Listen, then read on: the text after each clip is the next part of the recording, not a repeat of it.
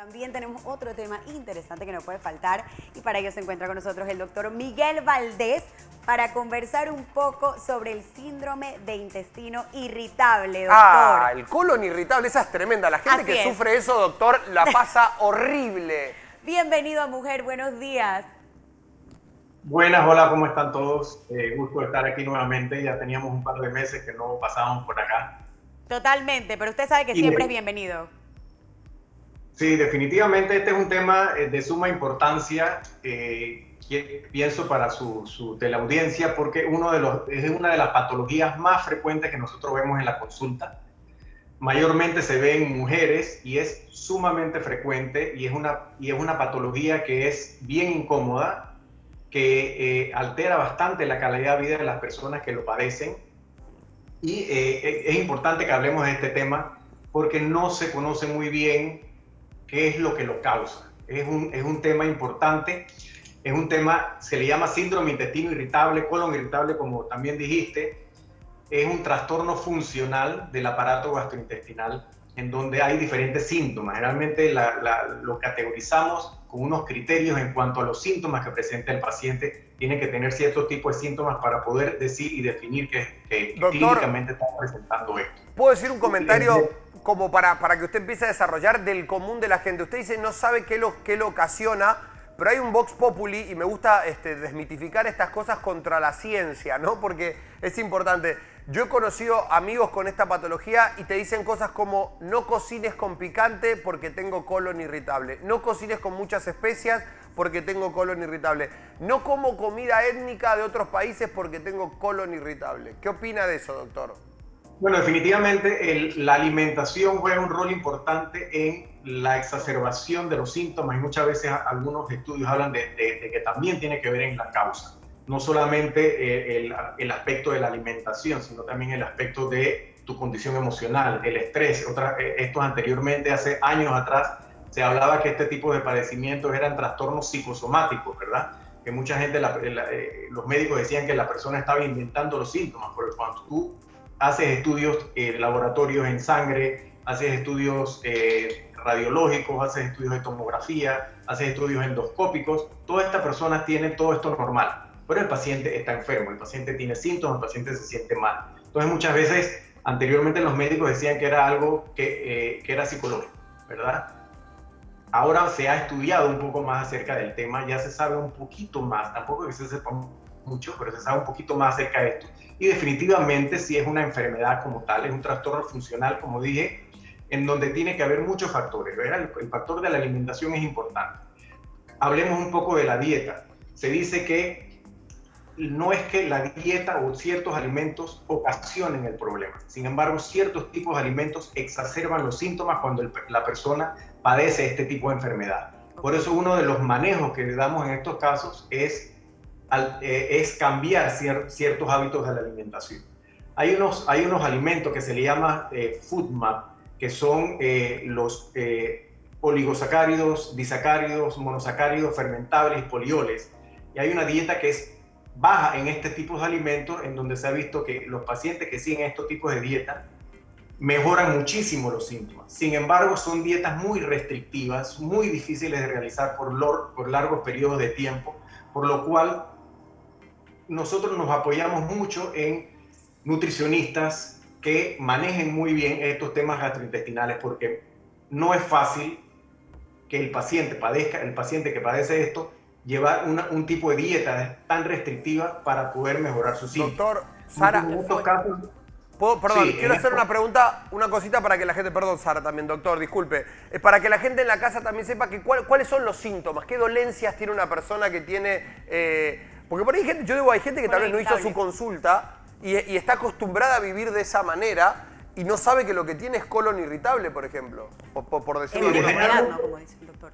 Es importante primero definir los criterios de diagnóstico y otro que es una enfermedad crónica, porque la mayoría de la gente con estos tipos de enfermedades quieren venir al consultorio y son pacientes típicos que han ido a 15, 20 médicos distintos y están buscando que lo curen totalmente, cuando esto es una cosa que tiene el paciente que aprender a vivir con esto. Lo que hacemos es mejorar un poco los síntomas para que el paciente tenga una buena calidad de vida. ¿Los síntomas cuáles son? El paciente tiene dolor abdominal, que generalmente es un dolor difuso, es un malestar, no es un dolor que te va a mandar a urgencia. Un dolor difuso, difícil definido en un área específica. El paciente tiene lo que se llama bloating, que es gases, distensión abdominal, que le ocasiona malestar. Es el típico paciente que te dice que en la mañana él se levanta muy bien, no tiene muchas molestias, y en el transcurso del día de repente él tiene que soltarse el pantalón o la falda porque ya tiene como si fueran 3 meses de embarazo. Es típico esto lo que dice. Hay cambios en los hábitos evacuatorios. Son pacientes que de repente intercalan diarrea o estreñimiento. De hecho, hay pacientes, hay 2 tipos, ¿no? Se dice que hay síndrome intestino irritable, variedad de estreñimiento, y la otra variedad de diarrea. Y hay pacientes que son mixtos, que pueden presentar una u otros síntomas de esto. Y una cosa también típica es que el paciente por lo general refiere que mejora sus síntomas luego de la evacuación. Luego que tiene una evacuación, él se siente menos distendido, se siente con menos gases y el dolor mejora. Y por lo general tú tienes que tener por lo menos 3 meses padeciendo estos síntomas, por lo menos 1 o 2 veces a la semana, para poder categorizarlo como un síndrome intestino irritable. Pero básicamente esos son los síntomas en general. Yo creo, doctor, que eso es lo más importante, el tema del tiempo que puede durar el dolor de este colon irritable, porque yo creo que ahí podemos ir evaluando si esto de verdad puede lograr ser crónico o no es tan grave, pero de igual forma indica tratarse y cuidarse, porque como bien usted menciona, no es algo que se puede eliminar al 100%, sino que vives con eso. Pero estamos hablando de que estos síntomas y estos dolores te pueden durar alrededor de ¿qué? O sea, un par o 1 hora o unos minutos nada más, algo leve. ¿Qué tan fuerte deben ser o esto simplemente no importa la magnitud en ese aspecto? No, generalmente los pacientes que presentan este tipo de problema sí tienen una calidad de vida alterada, se les dificulta el trabajo porque presentan esto prácticamente todo el día.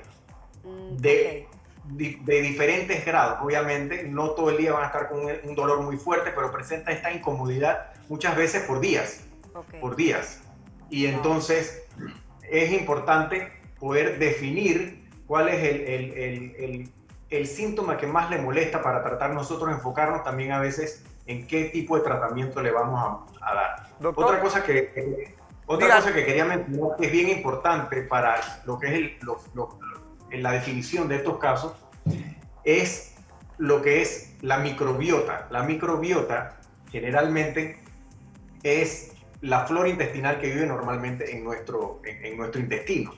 Y esto se ha estudiado mucho los últimos 15 años para acá y se ha definido que muchos de estos problemas gastrointestinales tienen que ver con la alteración tanto en calidad como en cantidad de la microbiota que vive normalmente en nuestro cuerpo. Nosotros necesitamos estas bacterias que viven en nuestro intestino porque su producto, el metabolismo, lo utilizamos nosotros como fuente de energía. O sea, tenemos que estar en un equilibrio para que no haya enfermedad. Cuando hay un desequilibrio, que es lo que se llama disbiosis, entonces puede haber algún tipo de problema. Okay. Ahora sí, yo voy con la pregunta que tengo. ¿Puede que a la hora de los síntomas una persona que padece esto, se le presenten diferentes tipos de síntomas y en diferentes intensidades? ¿Qué quiero decir? Por ejemplo, yo padezco de gases nomás, ¿sí? Voy bien al baño, siento un pequeño malestar producto de los gases, pero solamente eso. ¿Puede que yo tenga la patología incluso del colon irritable, aunque tenga solamente gases, por ejemplo? ¿O no? ¿O hay que tener todo? Para definirlo categóricamente hay unos criterios que se llaman criterios de Roma, que llevan por los criterios de Roma 4. Por lo general tú tienes que seguir ciertos esquemas de síntomas para poder definirlo como tal. Sin embargo, hay mucho overlap en cuanto a los síntomas y hay personas que de repente tienen gases solamente o de repente tienen dolor abdominal pero no se distienden. Otros presentan solamente de repente cambios en los hábitos evacuatorios. Y a veces es bien difícil porque todos estos trastornos funcionales, los síntomas se pueden sobreponer uno con otro. Entonces, sí, definitivamente hay incluso otros términos que también se le llama dolor abdominal funcional, que ese nada más presenta más que todo dolor. Y es a veces difícil la definición de estos pacientes cuando llegan a la consulta. Otra cosa que quería añadir, que también es una cosa que está muy en boga actualmente, es la famosa dieta baja en gluten, que muchos médicos y muchos nutricionistas la recomiendan en pacientes que tienen problemas de síndrome intestino irritable. Pero actualmente no hay ninguna evidencia que diga que disminuir la dieta con gluten vaya a mejorar los síntomas. Simplemente en los pacientes que sí se ha detectado una intolerancia al gluten, que tienen alergias alimentarias a la proteína, a la gliadina, que es la proteína del gluten, entonces estos pacientes obviamente deben llevar una dieta con bajo gluten porque sí pueden presentar problemas y síntomas gastrointestinales. Correcto. Pero es muy frecuente también todos estos pacientes que tienen esto no tienen ningún tipo de alergia alimentaria, pueden comer alimentos que tengan gluten, pero hacen una dieta restrictiva con gluten que muchas veces a la larga es un poco perjudicial pensando que esto le va a aliviar los síntomas. Eso es cierto, doctor, y pasa muchas veces cuando no nos asesoramos y queremos solamente buscar, ya sea en redes sociales o a través de unas amistades o recomendaciones que se escuchan por ahí y seguir una dieta sin ni siquiera saber cómo está tu cuerpo y qué es lo que necesita o no tu cuerpo. Ahora, basado en este tema, doctor, el tema del tratamiento, esto sería como 50 y 50, o sea, obviamente las recomendaciones que ustedes le dan y también yo poner de mi parte en el tema de la alimentación, es un conjunto de todo y esto sería de por vida. La mayoría de veces sí es algo crónico y la mayoría de los casos generalmente son tratamientos crónicos. Hay veces que hay ciertos medicamentos que nos ayudan para los diferentes tipos de síntomas. Obviamente la alimentación es como si fuera un tratamiento, como si fuera un medicamento. Ahí sí nos ayudamos, nos apoyamos, por lo menos por mi parte, me apoyo con profesionales de la nutrición que ven estos tipos, es como una subespecialidad de la nutrición, estos trastornos gastrointestinales. Y también es importante tu estilo de vida. Si tú tienes un estilo de vida muy estresado, si tú eres una persona muy ansiosa, si tú estás con muchos problemas, esto básicamente es otro problema más y tienes que enfocarte en este tipo de manejo. Nosotros inclusive mandamos muchos pacientes al psicólogo o al psiquiatra cuando tienen estos tipos de padecimientos, no porque estén locos, sino que muchas veces el factor emocional juega un rol muy importante en la exacerbación de los síntomas. Doctor, recién hablamos con esto para mejorar la calidad de vida de nuestros pacientes. Nosotros hablamos recién con una terapeuta holística que si bien no es psicóloga, hablábamos justamente de cómo el cuerpo canaliza cosas que le pasan en síntomas físicos reales, no sé, erupciones, caída de pelo. Y los problemas intestinales, los de digestión, son muy comunes en la gente que tiene estrés o que está pasando problemas. Angustia. Yo algo que le quería decir, doctor, yo soy una persona que ama comer, es una de las cosas que más me gusta, y uno tiene que entender que en el tiempo y el tanto va creciendo, el sistema digestivo de cada uno va cambiando también. A mí me pasa, por ejemplo, que todo lo que yo comía antes lo digería como si fuera una gacela corriendo en el prado. Y hoy por hoy, cuando como comía en otros momentos, me cuesta más. El cuerpo no es que me lo digiere tan rápido, quedo pesado, por ahí quedo hinchado, incómodo, o tengo gases, o me cuesta un tiempo más digerir, porque de verdad que no es igual. Y eso también yo creo que conocer su cuerpo y ver qué le hace bien a cada uno tiene que ver también, no solo con el caso del colon irritable, sino a la hora de tener la dieta que uno mantiene. Porque como te digo, amigos con colon irritable me dicen, yo como determinada cantidad de cosas y me siento perfecto. Ahora, cuando como otras determinadas cosas, quedo como si me hubiera muerto, más o menos. Y eso les pasa. Sí, eso es importante porque a medida que tú vas evolucionando, que vas de niño a adulto, a persona adulto mayor, asimismo va cambiando tu flora intestinal, tu microbiota. Quiero enfocar porque la microbiota es uno de las cosas en medicina que más van a evolucionar en los próximos años. Una de las cosas que también a veces se está hablando mucho es la utilización de probióticos en todos estos tipos de trastornos alimentarios, trastornos funcionales gastrointestinales. Yo pienso que la investigación acerca de la microbiota, la flora intestinal, el microbioma, que es el genoma, es el código genético de las bacterias que viven en nuestro intestino, que son trillones de bacterias. Toda la evolución en cuanto a ciencia de este tipo de padecimiento y de este tipo de flora intestinal nos va a ayudar mucho, no solamente para resolver muchos problemas del tracto gastrointestinal, sino de otros problemas médicos. El sistema, para enfocarme un poquito en cuanto a la importancia del intestino, que le llaman el segundo cerebro. Es el único lugar del cuerpo fuera del cerebro que tiene un sistema nervioso, que se llama sistema nervioso entérico, que tiene una comunicación directa con el cerebro. Entonces es importante, por eso cuando tú sientes algún tipo de emoción, tú la sientes en la barriga, ¿verdad? En las mariposas Claro, famosas. claro.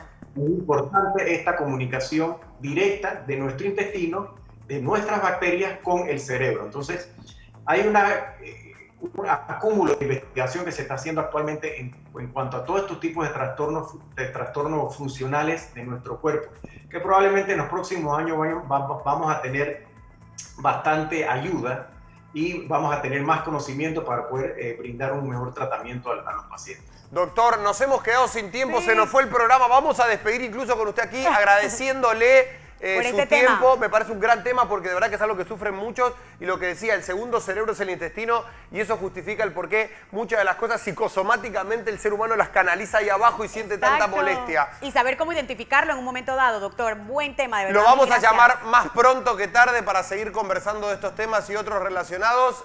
Lo queremos y saludos a la familia, doctor. Gracias a ustedes y a la orden en cualquier momento nos apoyamos nuevamente con ustedes. Gracias, Cómo doctor. no, buen día, Con chao. él mismo nos vamos. Los Hasta despedimos. mañana. Chau, chau, chau.